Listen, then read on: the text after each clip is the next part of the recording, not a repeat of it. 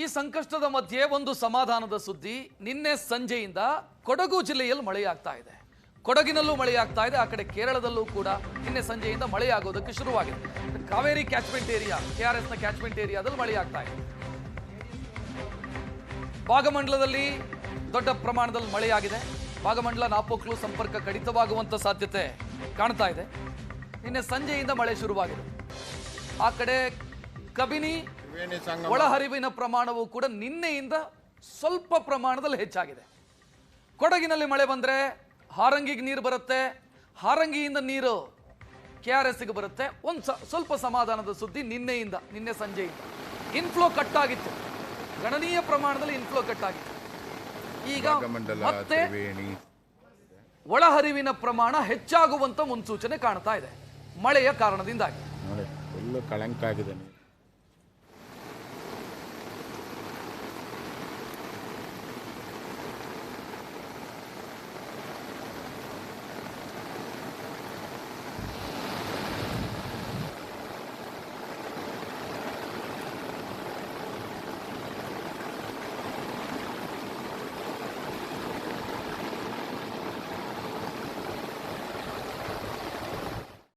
ಈ ಸಂಕಷ್ಟದ ಮಧ್ಯೆ ಒಂದು ಸಮಾಧಾನದ ಸುದ್ದಿ.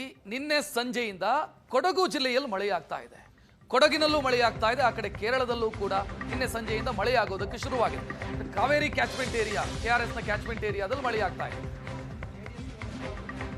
ಭಾಗಮಂಡಲದಲ್ಲಿ ದೊಡ್ಡ ಪ್ರಮಾಣದಲ್ಲಿ ಮಳೆಯಾಗಿದೆ. ಭಾಗಮಂಡಲ ನಾಪೋಕ್ಲು ಸಂಪರ್ಕ ಕಡಿತವಾಗುವಂತ ಸಾಧ್ಯತೆ ಕಾಣ್ತಾ ಇದೆ. ನಿನ್ನೆ ಸಂಜೆಯಿಂದ ಮಳೆ ಶುರುವಾಗಿದೆ. ಆ ಕಡೆ ಕಬಿನಿ ಒಳಹರಿವಿನ ಪ್ರಮಾಣವು ಕೂಡ ನಿನ್ನೆಯಿಂದ ಸ್ವಲ್ಪ ಪ್ರಮಾಣದಲ್ಲಿ ಹೆಚ್ಚಾಗಿದೆ. ಕೊಡಗಿನಲ್ಲಿ ಮಳೆ ಬಂದರೆ ಹಾರಂಗಿಗೆ ನೀರು ಬರುತ್ತೆ, ಹಾರಂಗಿಯಿಂದ ನೀರು KRSಗೆ ಬರುತ್ತೆ. ಸ್ವಲ್ಪ ಸಮಾಧಾನದ ಸುದ್ದಿ ನಿನ್ನೆ ಸಂಜೆಯಿಂದ ಇನ್ಫ್ಲೋ ಕಟ್ ಆಗಿತ್ತು, ಗಣನೀಯ ಪ್ರಮಾಣದಲ್ಲಿ ಇನ್ಫ್ಲೋ ಕಟ್ ಆಗಿತ್ತು.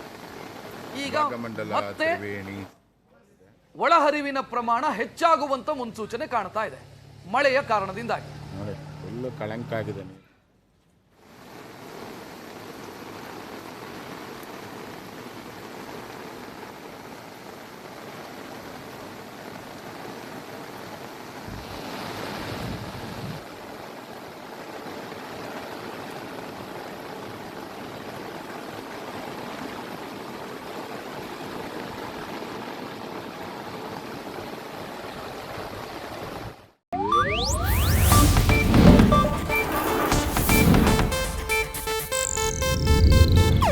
ಇದು ಏಷ್ಯಾನೆಟ್ ನ್ಯೂಸ್ ನೆಟ್ವರ್ಕ್ ಪ್ರಸ್ತುತಿ.